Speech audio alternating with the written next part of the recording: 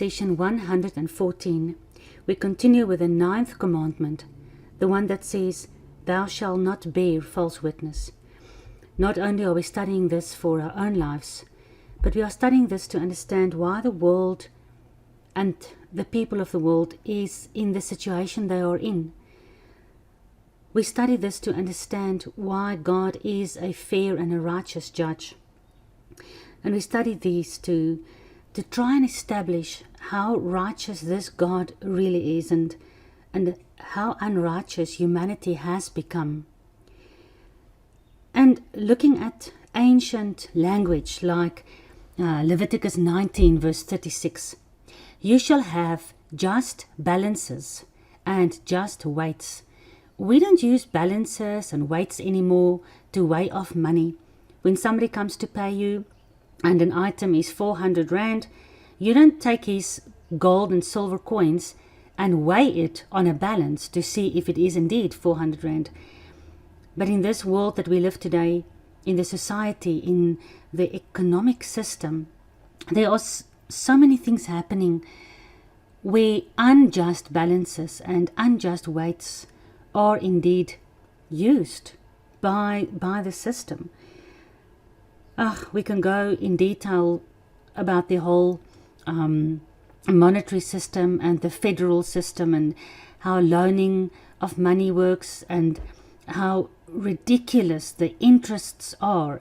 You know yourself, we've discussed this before. If you purchase a vehicle for 100,000 and you pay it off monthly, you end up paying like 350,000 and back for a vehicle that was only 100,000 because of the interest. And when you stop paying and you can't pay anymore, let's say after a year and a half, you have actually paid off the 100,000. But then the people still take you to court because you still have to pay all that interest. And I'm not saying it's unjust weights. That's how business work. But in God's economy, we don't charge interest. You loan somebody $100, he gives you $100 back. There's no interest. And to put on exuberant interests, look around. Look at how families are struggling to pay their monthly bills. Every time the interest rates go up, your monthly installment on your house, your credit card, your car, your loans to the bank, your clothing accounts, everything just goes up and up and up.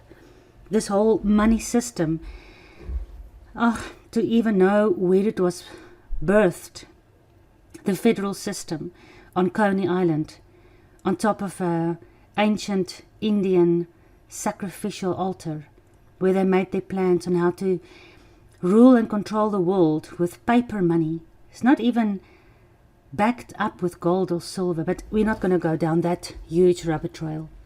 We are studying the 9th commandment, learning how to love our neighbor as ourselves, learning to be honest with our neighbor and ourselves, and to be honest with God, not to bear false witness.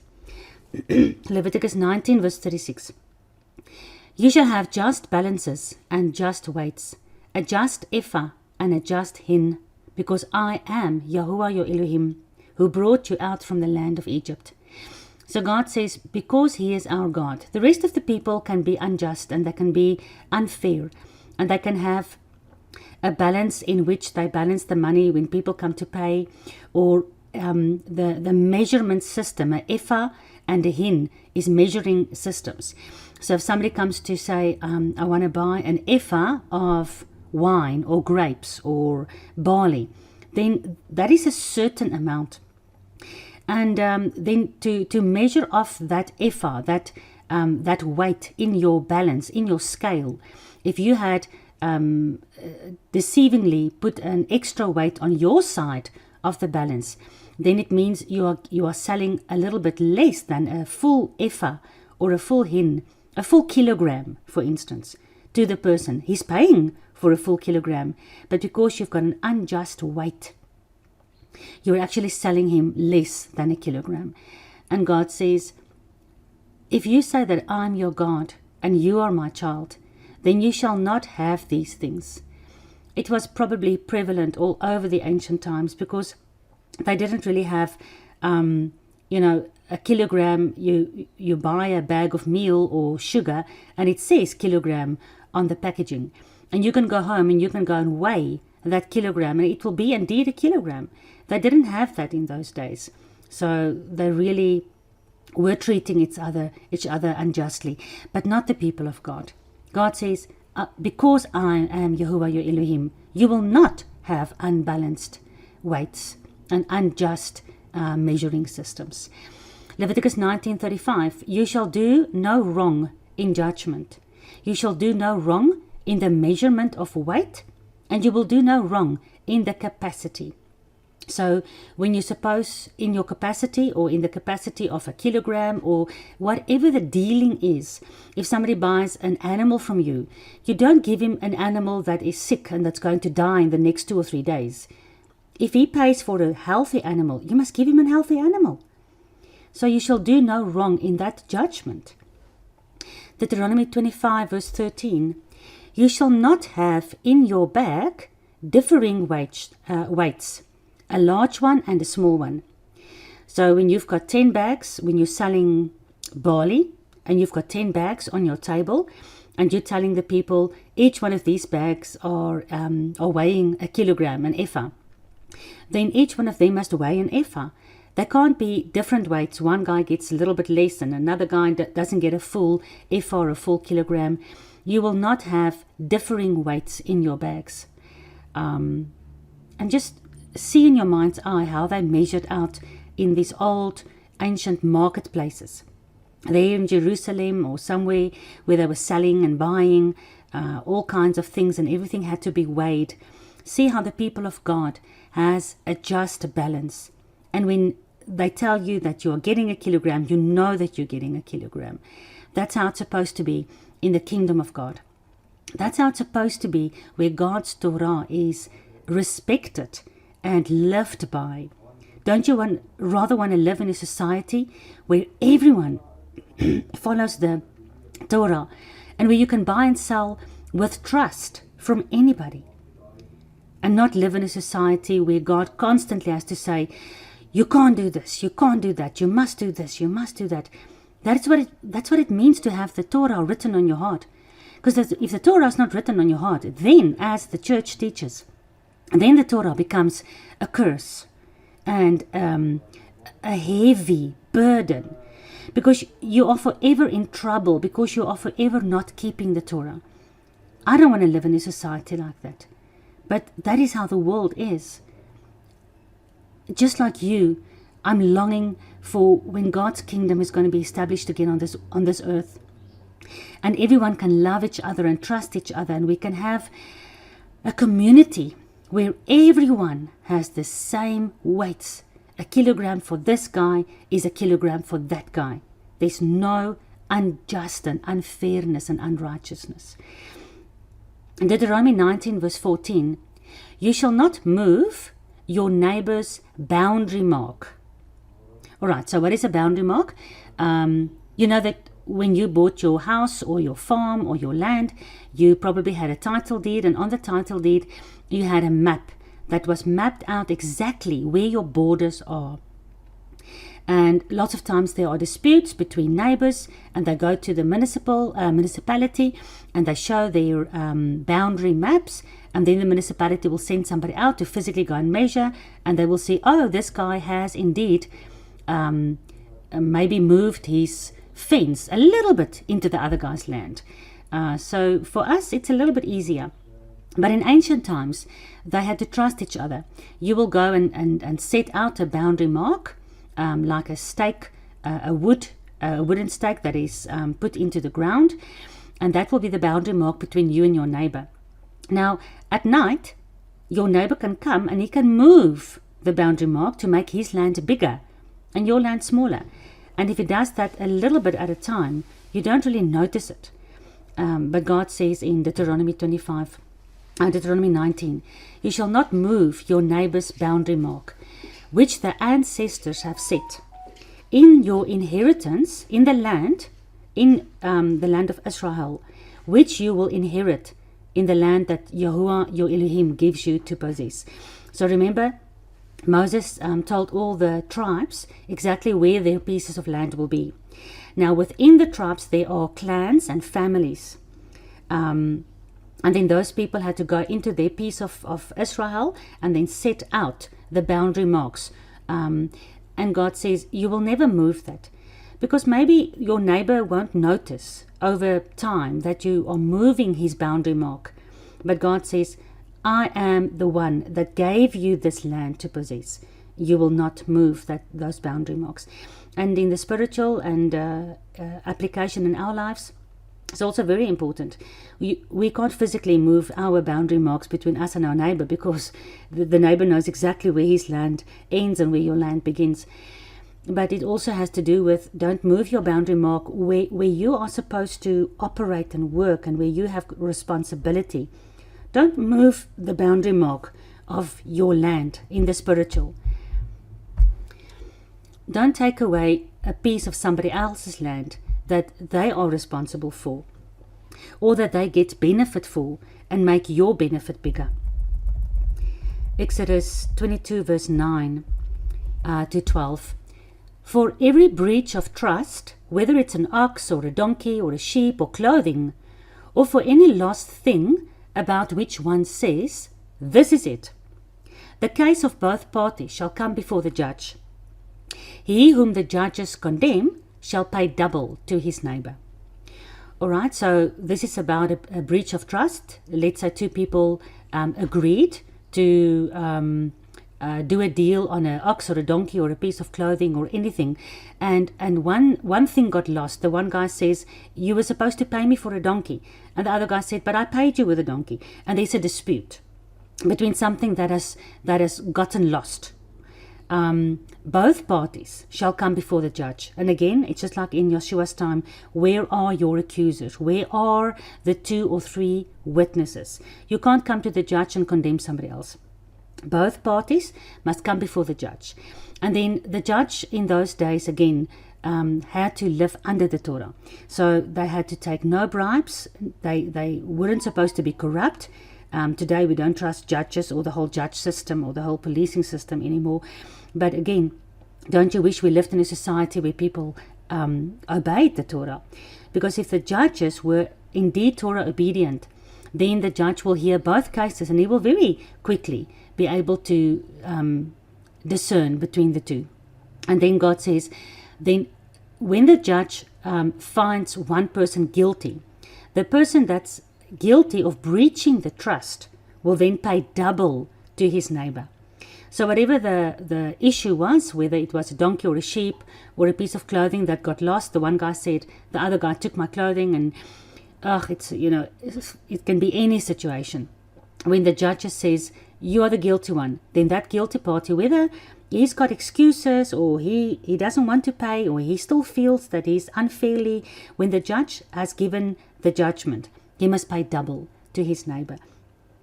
And that's very prevalent all over the Torah. We can see all over that whenever someone has done something against somebody else, there's always redemption. There's always recompense. There's always a fair answer back to what the problem was. And most of the times, the redemption is more than what was originally stolen or broken or killed or lost. So it just teaches us it's better to live in a society where the Torah is obeyed and everyone treats everyone just and fair and righteous. Because if you don't, then the wheel turns your way and it's going to hit you very hard. Because in this case, you have to pay double.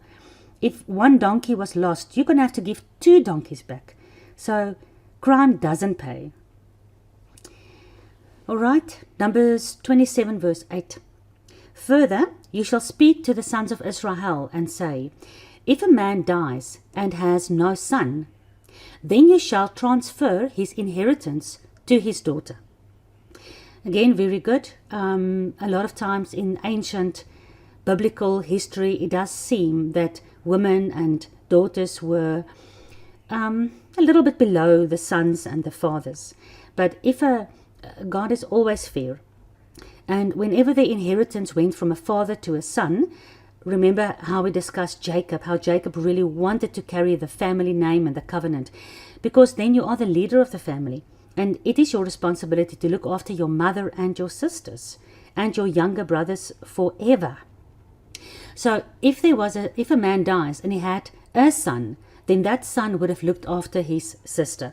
But if a man dies and has no son, then the money goes to the daughter. It just shows again how God, even in the way that he looks after the poor and the widow and the orphans, we've discussed this, he makes sure that everyone is looked after.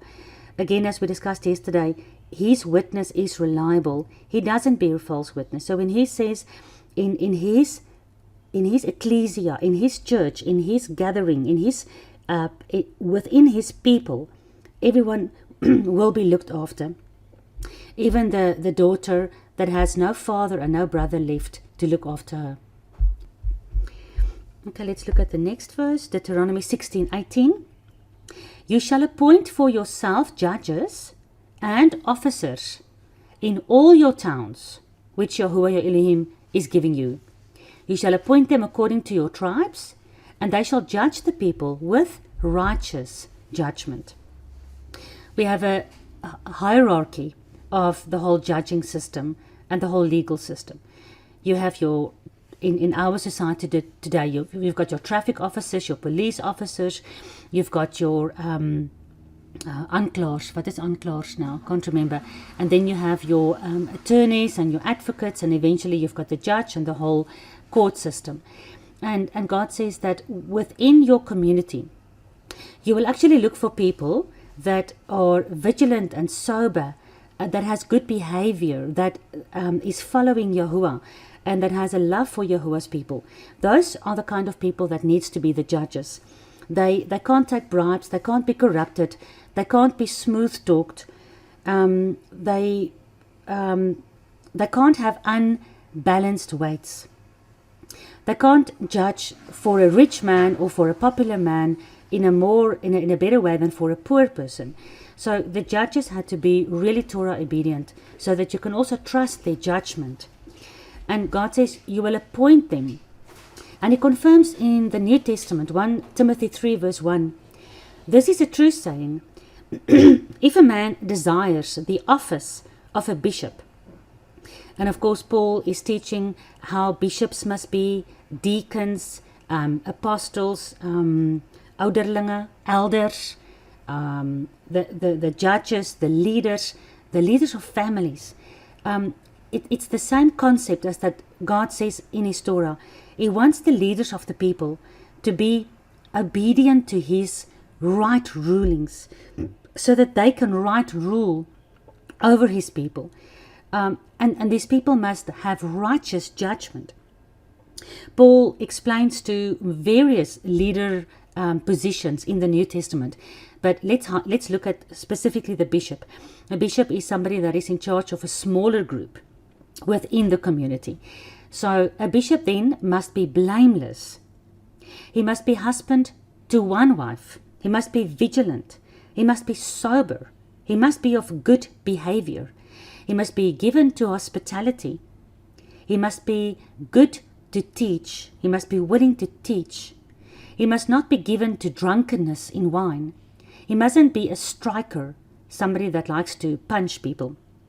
He mustn't be greedy, because if a judge or a bishop or a leader is greedy, then you can bribe him, and then he's going to rule in your favor if you are the one who bribed him, like we see today in our legal system.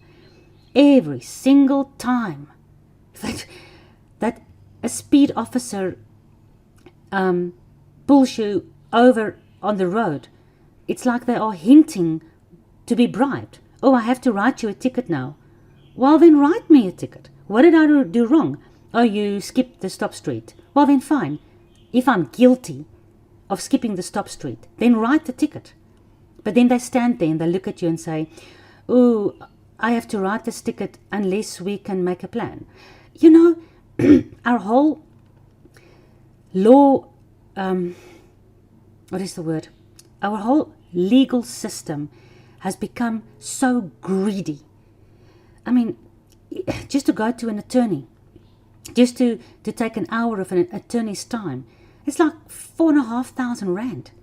You can't even get legal assistance these days if you don't have money.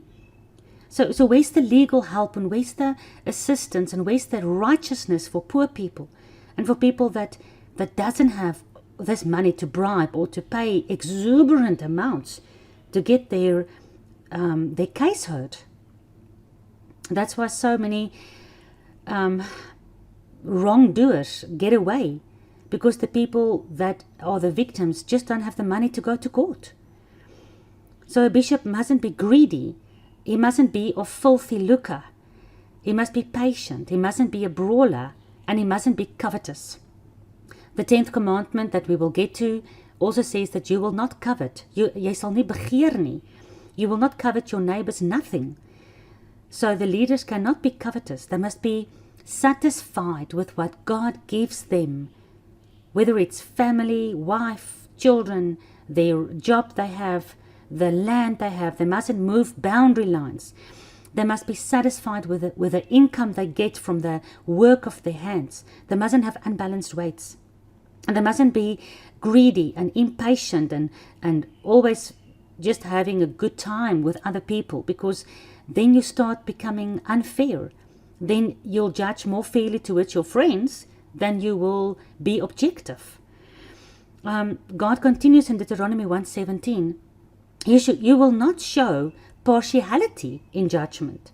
You will hear the small and the great alike.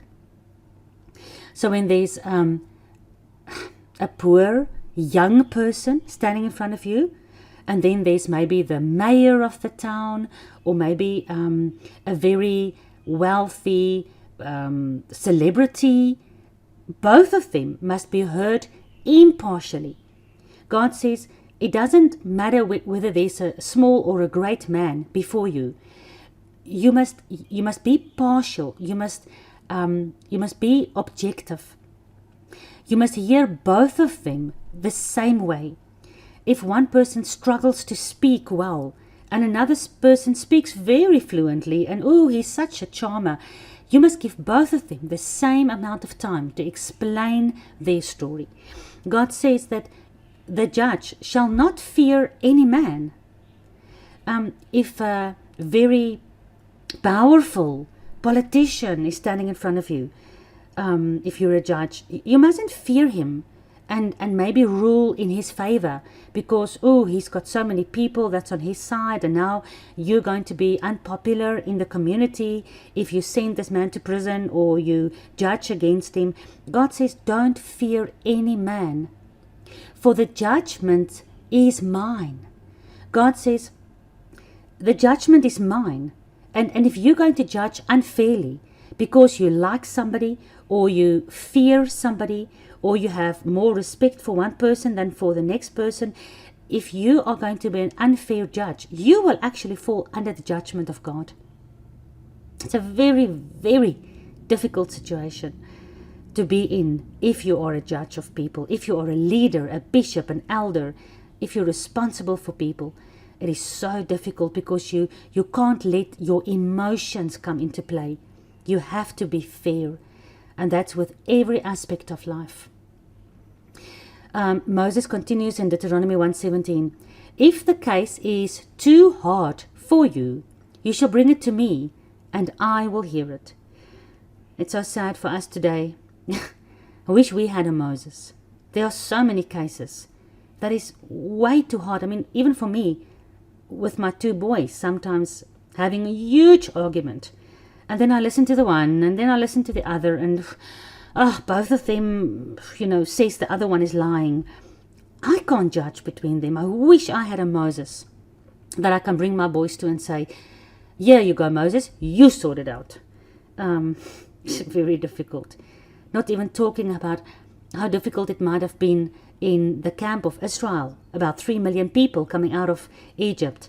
And eventually, remember, Moses' father-in-law said to him, you can't sit in judgment the whole day. From the morning till the evening, you're going to wear yourself out.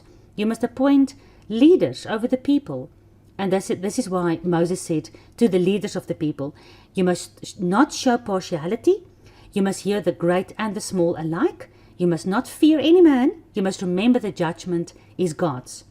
But if you struggle, and if you can't sort out a case, bring it to me and I will hear it. Well, we have a judge, and we can always bring all our cases in front of our righteous judge, Yahuwah Elohim. And if we can't sort out any of our cases, I always just bring it before God and I say, God, my Father, this is too big for me. I just don't know what to do. Can you please just take over and just help me? He is our judge, and he sits on his judgment throne. And remember, the foundations of his throne is righteousness and justice.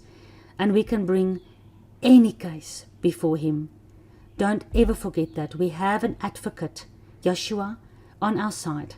We can come before our fair and righteous judge anytime. And you can bring a small case, a big case. Because he is teaching us that we must hear both small and big cases. So God himself, because he is also obedient to his own rules, he will hear your case, whether it's small or big. He says in Psalm 9 verse 8, Yahuwah will judge the world in righteousness. He will execute judgment for the people with equity. We can bring all our cases before him. He is the righteous judge. And sometimes we have to be patient. He might not sort out your case right away. But we have the hope of Yeshua in us, Messiah in us, that one day all judgment, everything that God judges on this earth will be judged fairly and righteously. Maybe not mercifully over those who have not bowed before this God. But he will eventually avenge himself. He is the avenger of all those that are in rebellion against him, and all the unfair raping and murdering and stealing and all the things that are happening in this world is going to be condemned and judged by this righteous judge one day. And the Bible says we will see it. We will witness our judge in action. All right. Exodus 23 verse 2. You shall not follow the masses in doing evil, nor shall you testify in a dispute so as to turn aside after a multitude in order to pervert justice. This is a very important commandment, especially for our times. The system has told us to wear masks, and the masses are just doing it. I'm not going to go down the rabbit hole of how unhealthy the mask is and how it doesn't really help against what it's supposed to be helping with. But what I'm alluding to here is when our judge system, when our government system tells us to do something, whether it's going to be good or bad, against God's will or in his will, whether it's going to be right or wrong, good or evil, it doesn't matter. When the government system where we are in tells us to do something, the masses are just doing it. And it's still easy. I mean, wearing of this thing in front of your face the whole day, breathing in your own carbon dioxide. This is still an easy part. You know, it doesn't change your religion. It doesn't change your standing with God. But this is only an introductory step, and more steps will follow.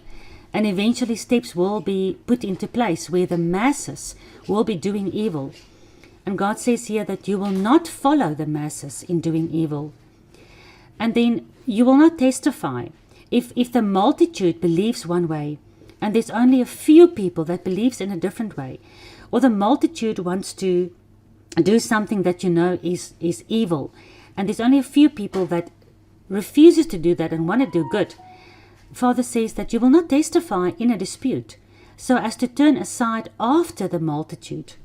Because if you turn aside after the multitude in their doing evil, then you pervert justice. Sometimes justice is perverted because Surely if everyone feels this way, and if everyone believes this way, then it must be right. If only a few people are saying something is right or something is wrong when everybody says it's right, then surely you must follow the multitude. You must rather be with the masses. It's difficult to swim upstream. It's difficult to be against the tide. It's difficult to be separated from the masses. But God says, when you identify that everyone around you is going to do evil, you will not testify and turn aside after them in order to pervert justice. Think about a biblical example. Israel came to the border of the promised land, and 12 spies were sent in, and they came back with an amazing report, how beautiful the land is, how much water there was, how big the fruit is. Remember, they had to carry the grapes. 2 men had to carry the grapes. But then 10 of them said, we are just too afraid of the giants in this land, and they've got big walls. We can't get into the cities. And only Joshua and Caleb stood up and said, no, remember, God promised us that we will be able to take over this land. We have to fight the giants. We have to break down their walls. And eventually the 10 spies turned aside the multitude of all the tribes of Israel. And remember, we discussed this. They took up stones to then stone Moses and Joshua and Caleb. And they wanted to kill them. And it could have been so easy for Joshua and Caleb to then just say, okay, we agree with you. Let's rather not go in. But they decided to stand their ground. They were only 2. Together with Moses, they were basically 3 people against 3 million people that said, no, we're not going to do this. And it was evil in the eyes of God because he said they had to go into the land and take it over. Isaiah 5 verse 20, woe to those who call evil good and who call good evil. Woe to those who put darkness for light and light for darkness. And woe to those who put bitter for sweet and sweet for bitter. So they'll say, this is the right way, walk according to this way. But when you compare the way that they are proposing to you to the Torah of God, then you can see their way is the false light. Remember, Lucifer is the angel of light. He seems to be an angel of light, but he's actually the angel of darkness. Yeshua came as a light to this world, and the darkness could not overwhelm him. But Yeshua is not recognized in this world. And everyone follows this broad way. Matthew 17, enter you at the straight gate, because the gate is wide and the way is broad that leads to destruction, and many are there that go on that road.